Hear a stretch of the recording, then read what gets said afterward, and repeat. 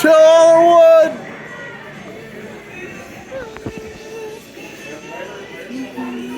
Peter!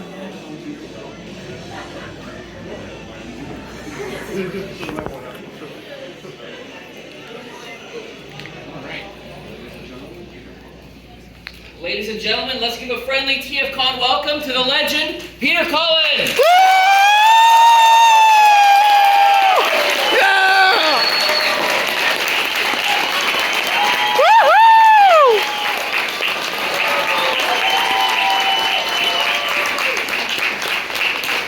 Yeah! We love you! I've got to catch my breath.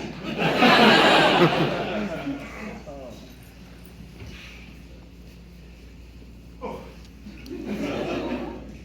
Thank you. Thank you.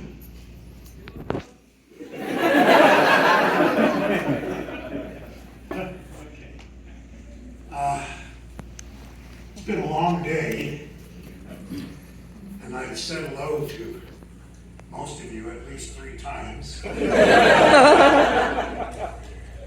it still goes. I love you. We love you!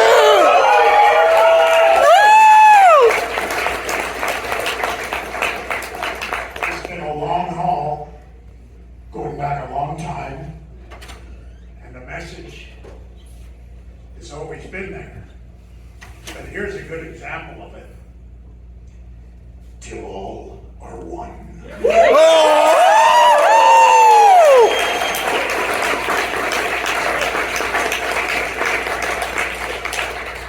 So Peter, this is going to be a Q&A panel. So we've got some pre-approved questions to throw you. And we started every panel this weekend with pretty much the same question. Can you tell us how you got started in your career? You got a couple of days. I think they would listen to that. Yeah. Well, professionally, I started in a repertory theater in Toronto, Canada, professionally. Actually, I was in a couple of plays before that out in Manitoba. And then I went from there into radio in Montreal. From Montreal to Hollywood to replace a show called Laugh-In, and it was called It's a Wacky World. And that was a 2-hour special that bombed. No way. Yeah, and but fortunately for me at the time, I was working at the same studio where one of the gentlemen was from Canada, and they asked me to come over and audition for this variety show called Sonny and Cher. So I ended up the following week, after losing the original job, to being hired for the Sonny and Cher show. And originally I was just to be the announcer in a little animated ball that made all kinds of funny noises and stuff. Then went into my regular voice saying, "Ladies and gentlemen, Sonny and Cher." But I ended up on camera at the same time, and the rest was 4 more years of employment. And joy, but that's my little story in a coffee cup. It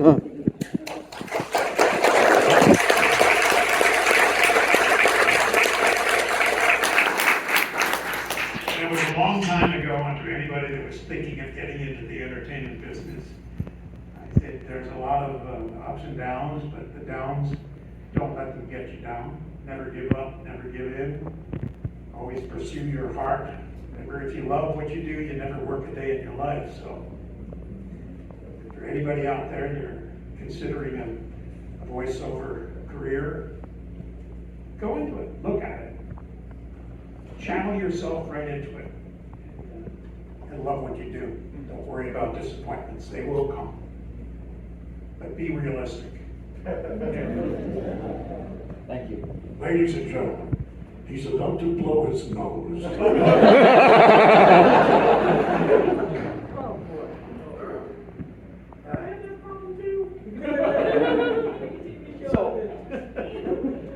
So our next question, Peter, comes from a VIP TFCon member, May Cat.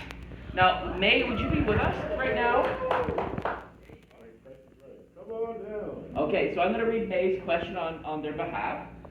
So Peter, was there a particular moment when you recall where you realized how big Transformers was going to be? Or that Optimus Prime in general was going to have a particular impact on audiences?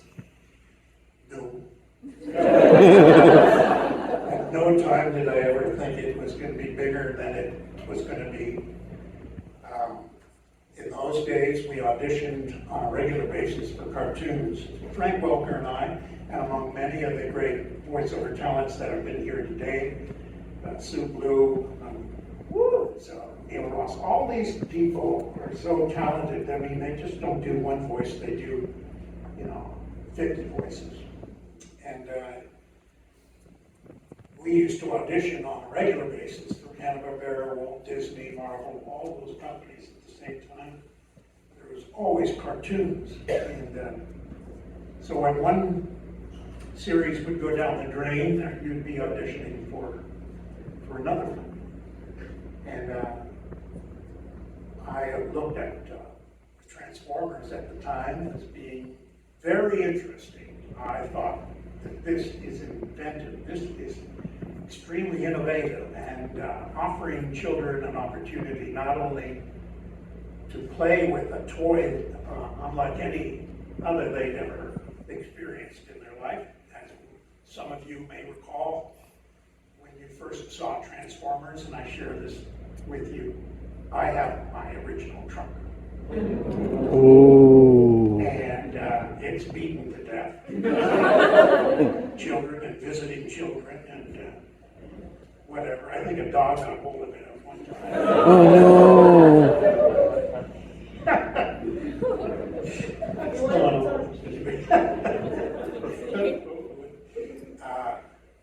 But the opportunity to relate a cartoon series to a toy is really quite special. And I had the chance to play not only Optimus Prime, but Ironhide and several other characters, that were thrown in at the time.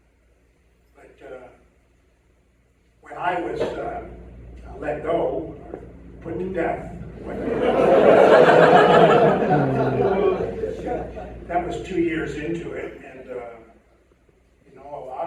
lot of kids, from what I was told years later, we never got a fan mail, so nobody ever knew what the status was, the popularity, or what characters were hot and which weren't. We had no idea. It was just another show. And then when I was taken off, they hired me back for, as some of you probably know, for a few more shows because kids were not coming out from under their beds and locking themselves in closets or whatever they did. I never knew about that either. They called me back and I said, "Why are they bringing me back?" I said, "What's going on?" And somebody said something to that effect. It was right over my head. I was off to another cartoon series of some kind. And then, of course, it all changed when the first big feature film came out. The film, not the cartoon film. And I was as surprised as a lot of you were, that I was being considered. And I'll tell you quite frankly, it was because of you that I became Optimus Prime again. Because they were auditioning me for Prime as they were auditioning other actors to be Prime. And you guys insisted that I was to be Prime, and for that I'm eternally grateful, and that's why I love you.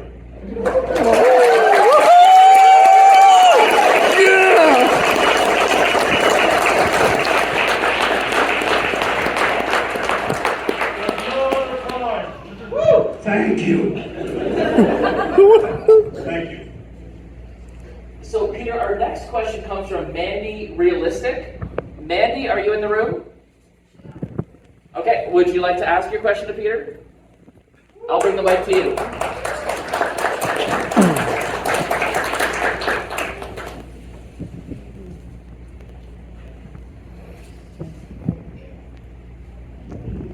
All right, hello, Peter.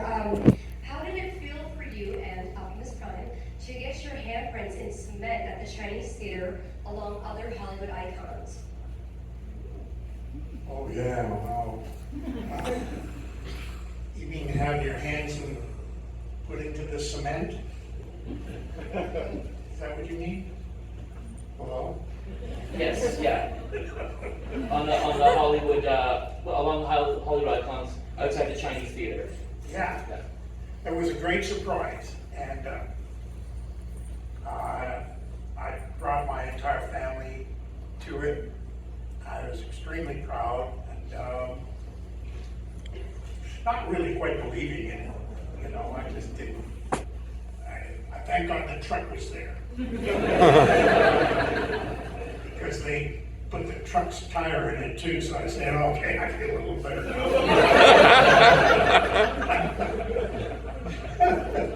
Well, if you're going to be a truck, you know, you got to share it with the driver. It was a great honor, and I'd be less than truthful if I said I wasn't impressed. I was knocked out. I really was. That to me was almost like one of the degrees of latitude that you have in your life against the degrees of longitude. This was a really satisfying moment. Thanks for the question.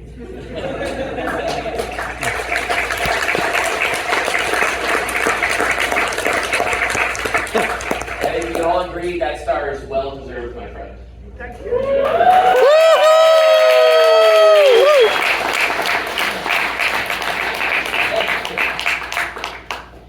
Our next question is from Will Renshaw. Will, would you be in the room? Yeah, right here. Okay, I'm coming over to you, Will.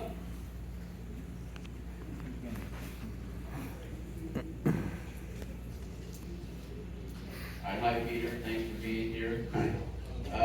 My question is, how have you tried to grow the character of Optimus Prime in your performances over the years while still trying to stay true to the core of the original character?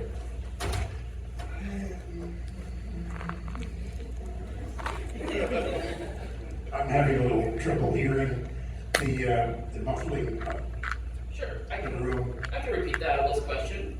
How have you tried to grow the character of Optimus Prime in your performances over the year while still staying true to the core of the character? That's a great question. And of course, you know, when we were presented with the movie, some of the obstacles would be in translating Prime to size, and 45-foot character relating to a human being was not the same as a cartoon where, you know, you would be relating to a normal earthling, for example. But especially in the translation of Autobots working with Decepticons, you know, we were all pretty much the same size, just different shapes. To translate that back with the human experience, we had to define it in another way. And do you shout? Do you would they experiment with my voice in making it louder by channeling it through some form of machine to give it the reality of a larger character? All those things were played with, and I never found for 1 minute that the character was less honest or less intensive or less important. Because the part of your question is staying true to the character. That character can never change in my mind. And I'm sure a lot of you know the reason why, because the basis of that character is indelible. It's an indelible channel in my mind of my brother Larry. So in keeping true to my brother and channeling my brother into Optimus Prime, It was just the easiest thing I've ever done. I don't know how I could put it into other words, but I channeled Larry, and it's so easy to do because I can still hear his voice.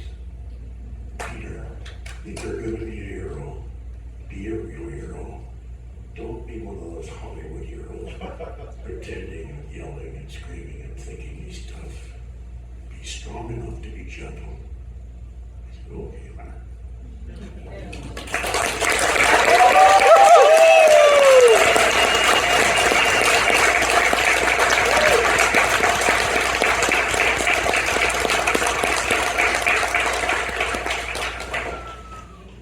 Peter, our next question comes from Andrew Pearl. Andrew, would you be in the room? Yeah, I'm here. Okay. I have the question up here. You got the question right there? I'll bring the mic. I hope it's not a hard one. So, Peter, since you've been voicing Optimus Prime for so long, have you ever wondered how you play Megatron? And few people have played both before. Oh. I didn't even hear the end of that. So, Peter, since you've been voicing Optimus Prime for so long, have you ever wondered how you would play Megatron? Since some people have played both. That's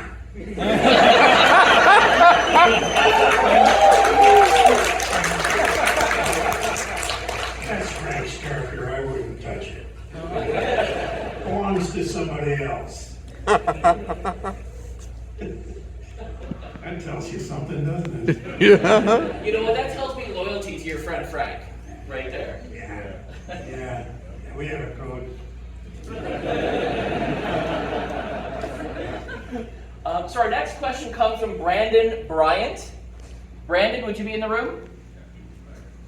Okay.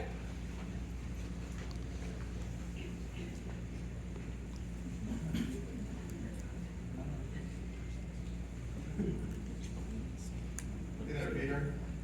So, what would you see yourself doing if you had not pursued acting as a vocation? And what would I see myself doing if I wasn't an actor, did you say? Yes, Is that the exactly. gist of it? I don't know. I mean, I really don't know. It's something that I was doing even as a kid. I mean, I would do animal sounds at my aunt's farm in upstate New York. I would do sounds that I thought were interesting. I do them immediately. I wouldn't think about it or work on it. It would just come out of my mouth like Gerald McBoing boing. It was just strange that way. I don't know why. I must have been dropped on my head when I was a kid. Things got all jangled up or something. But I always made people laugh when I was in school and got in trouble for it. From grade school on, I would make fun of teachers and principals and other students, and the kids would laugh so hard, and then I'd be thrown out of class, and then eventually end up in reform school. Just kidding. But it was always that propensity for the sound of laughter and the joy that I got out of it, and the easiness to do that. And so when I first auditioned for a role, I got it.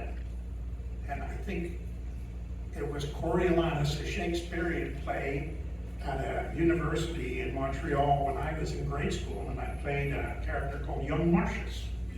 And he had to say one line: "He shall not tread on me, I'll wait till I am bigger, but then I'll fight." And I was in a little toga, it was a full audience, and I looked out, could only see it from a couple of rows, and I wasn't scared. I wasn't scared. I said, "He shall not tread on me, I'll wait till I am bigger, but then I'll fight." Yeah. Woo.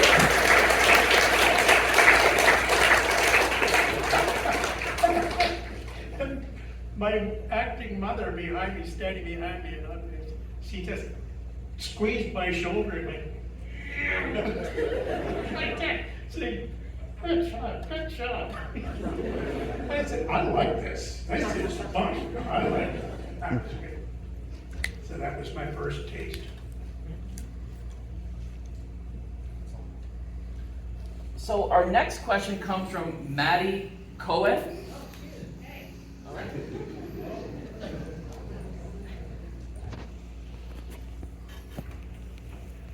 Oh, your turn. That's not bad. What advice do you have for aspiring voice actors? So, what do you wish you'd known at the start of your career that you know now? Oh, let's see.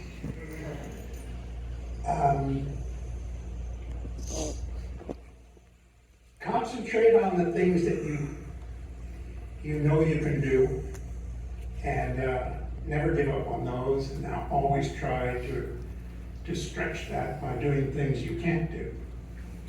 And when you can't do something, find out how to do it by either taking a class or joining workshops or working out with other people in your same ilk, and work together. Don't give up, and try to perfect the good things that you can do, and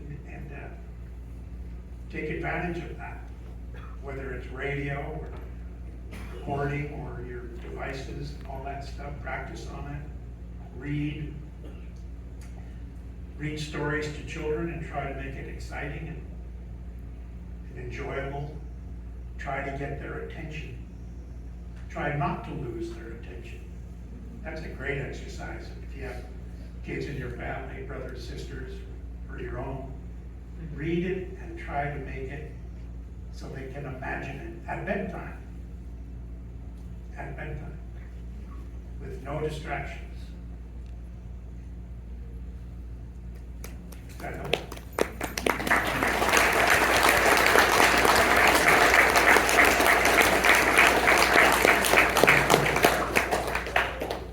So our next question, Peter. So as I understand, your son, Clay Cullen, has a long, impressive career doing stunt work, including in some of the Transformers films. What has that been like for you, and has it given you a different perspective on entertainment business and your own work? That's a great question, other than the fact of being scared to death at the time. But my son has always been good at what he does, and he was encouraged to be the best he could be all his life, so I was never surprised when I knew he decided to be a stuntman and drop out of college, and I encouraged him to do that, and he became a world champion jet ski racer at the time, and then motocross, and from there on to television, and he's probably the reason why I'm a very proud father, and my daughter as well. I'm probably one of the luckiest people in the entire world. I have a great career. I have you, the people I love.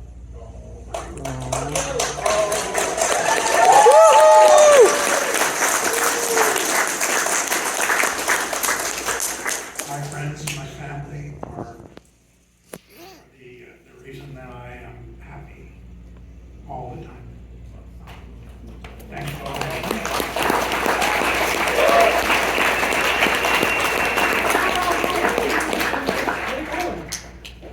So Peter, what was the hardest skill for you to learn as a voice actor?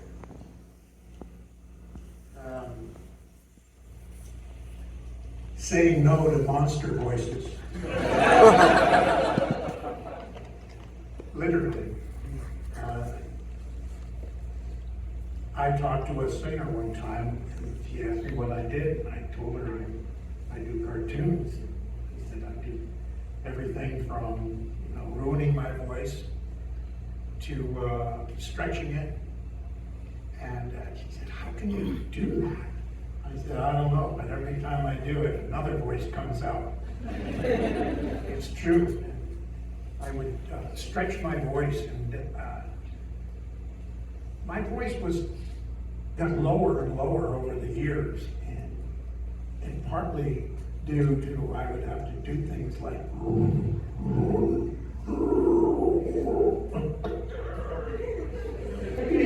doing it, and it just got bored. But I stopped doing it, and I just concentrated on air and sound and resonance and vibration and all that stuff. So I don't know if that answers the question. It certainly confused me. How do you understand this guy? Shut up. So our next question comes from May Cat. Is May in the room? She's not here. She is a writer on Earth Spark Cyberverse. Okay. So she's home. She's home. Okay. Well, May gave us a great question here. Optimus Prime has helped so many people over the years, becoming an enduring, paternal, and supportive character. Has there been a time in your life where Optimus was able to support you? And what's it like being everyone's dad for the last several generations? That's a writer's question for sure. Well, oh boy. Let's see. I've never felt paternal about Optimus. I've always felt more of the leader, and not that the paternal relationship is not a leader, but more of what's missing today in a lot of things. It's the ability to understand and insist on doing things right. And I guess Optimus has taught me over the years, because I've always asked him, what would Larry do? What would Larry do when I was younger? You know, my older brother, what would Larry say? And I've done that with Optimus. And how do I maintain that dignity without losing myself in a display of stupidity or display of angst and making a fool of myself, which I've done over and over, as a child growing up until yesterday. We all do, let's face it, we're not perfect, but I think following those rules of that leadership shows me, I think, has always been in the back of my mind, and it's that, what would he do? And I think we should all have that, if not coming from ourselves, from someone. But I try to listen to that voice, and I'm not always adhering to it, but it is an effort that I make, and especially with my grandchildren and the people that I love around me. I wish I were perfect, but I ain't. I don't know if that answers the question, but it sure confused the hell out of me. Thank you so much.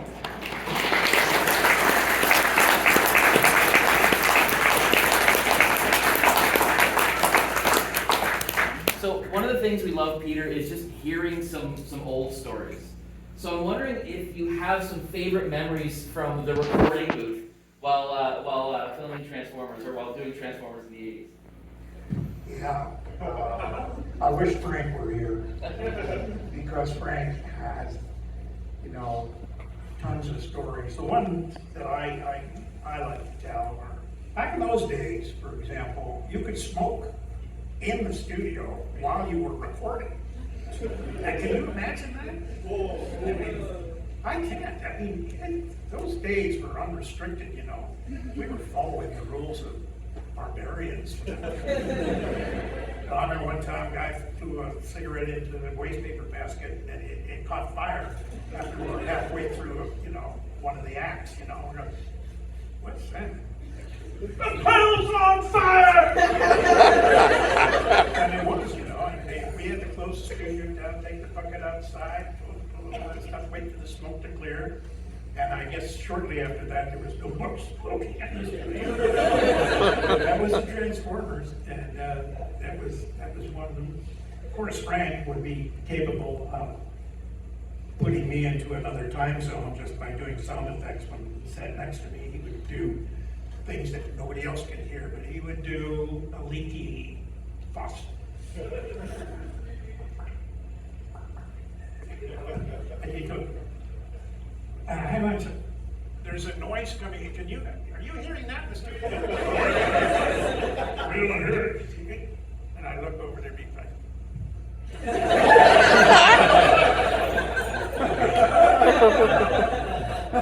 oh, Frank can do it. He can do sounds. He still can.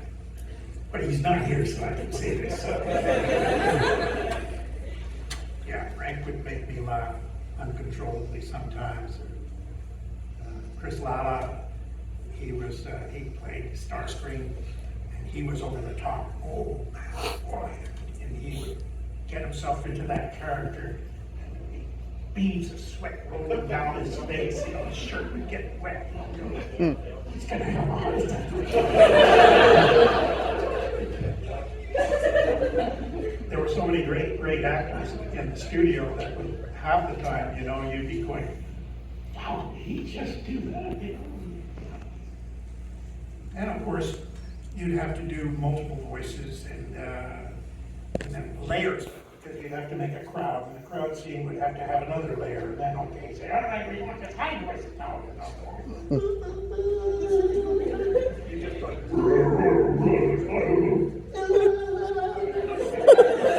I'll do, Lisa Dunn, laughing and just out of control. Stupidity. It was just fun. We had a lot of fun. That's it. Fun. Fun. That's it. Fun.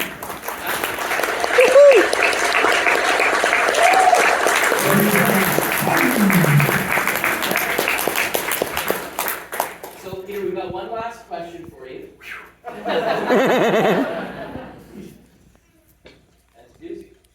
Oh boy. No, it's not too bad. Optimus Prime received a Lifetime Achievement Award at the Nickelodeon Kids' Choice Awards last week. And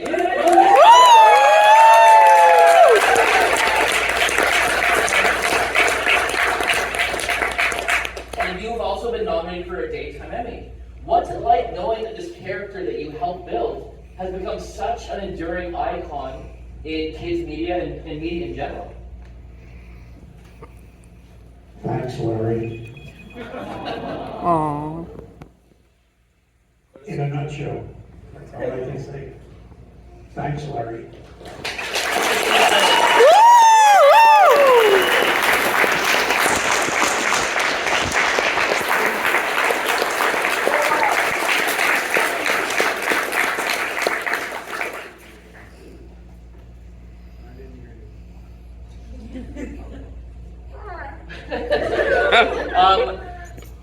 Let's get a massive, big TFCon thank you to the legend, Mr. Peter Cullen.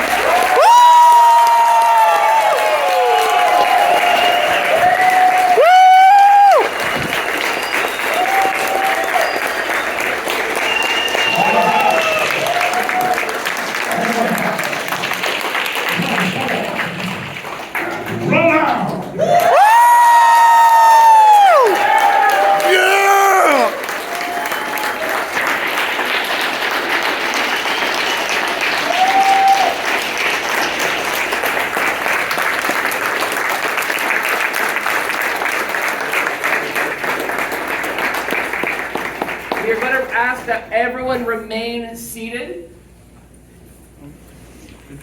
while we get Mr. Cullen to exit the room. Thank you for remaining in your seats.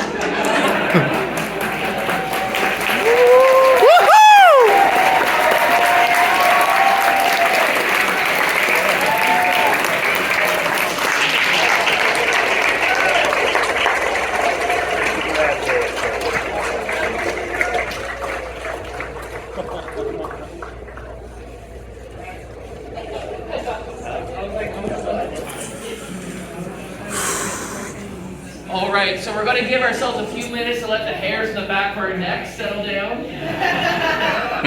Because I know we're all feeling the same feeling. We all that pit like in our stomach that we just heard the voice of our like childhood icon.